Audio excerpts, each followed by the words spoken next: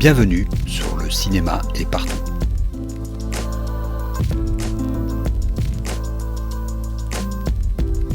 Un podcast sur l'industrie du cinéma et ses évolutions.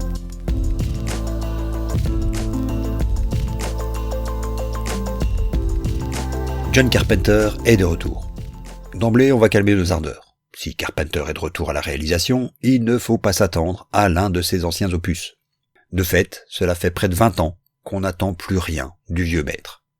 Dans le cas qui nous occupe, il produit une série anthologique pour le streamer Peacock, dont il réalise l'un des épisodes. La série s'appelle Suburban Screams, c'est de la fictionnalisation de faits divers, et à en croire les premiers retours, ce n'est pas très bon.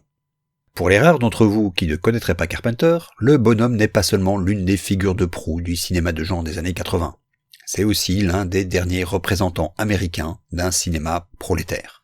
Ses héros sont des ouvriers, des chômeurs, des prisonniers, pas des gens de la middle class. Et plusieurs de ses films, comme Day Live ou Escape from New York, avaient un sérieux penchant anarchiste.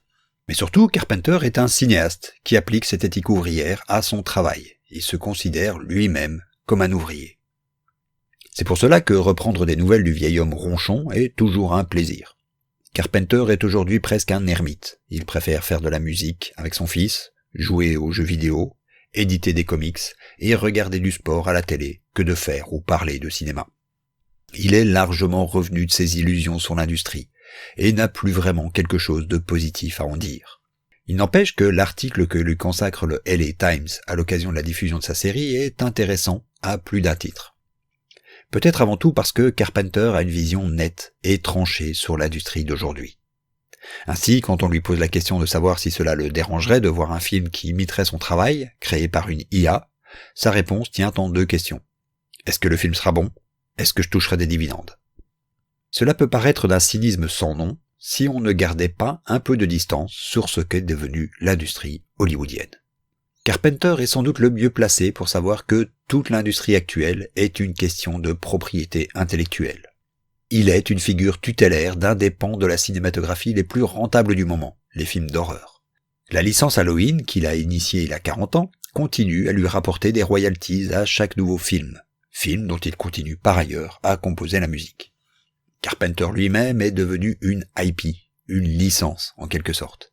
Il sait que son seul nom a une valeur sur le marché contemporain du cinéma, et que c'est son nom, sa signature, plus que son savoir-faire, qui est valorisé aujourd'hui. Et il ne s'en leurre pas, la série à très petit budget qu'il produit ne porte son nom que pour des raisons commerciales. D'ailleurs, s'il a accepté d'en réaliser un épisode, il l'a fait depuis son fauteuil, à Los Angeles, alors que le tournage se déroulait à Prague. L'écran de son bureau streamait en direct les images des caméras sur le plateau, et il donnait ses instructions à un assistant sur place. Ici aussi, cynisme et fainéantise d'un vieux cinéaste, ou adaptation à la réalité du monde.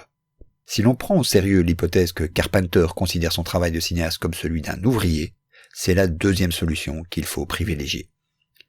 Considérer un cinéaste comme un ouvrier, c'est aussi admettre que son travail sur un plateau est celui d'un chef de chantier. Il donne les instructions, coordonne l'équipe, mais il ne produit, à strictement parler, rien.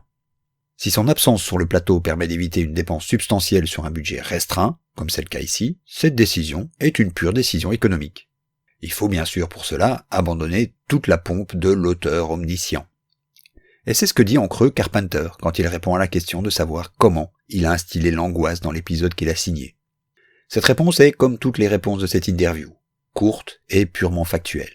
Ils ont trouvé une excellente actrice qui a effectué 90% du travail.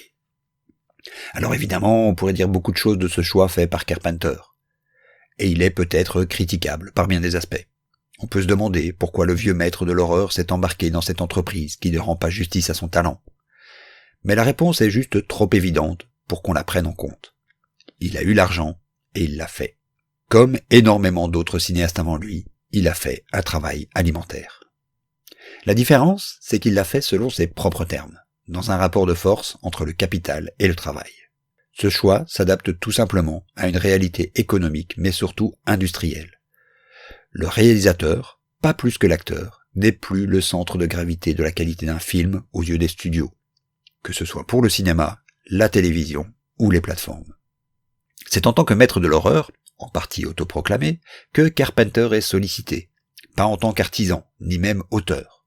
Dans ces conditions, il adapte ses exigences à la nouvelle donne. Il troque la reconnaissance de son savoir-faire, qui n'est de toute façon de plus aucune valeur intrinsèque, contre du confort. Il agit en ouvrier, qui négocie face au capital. En fonction de ce que celui-ci avance, c'est tout ce qu'il était prêt à donner. Et Peacock s'en contente.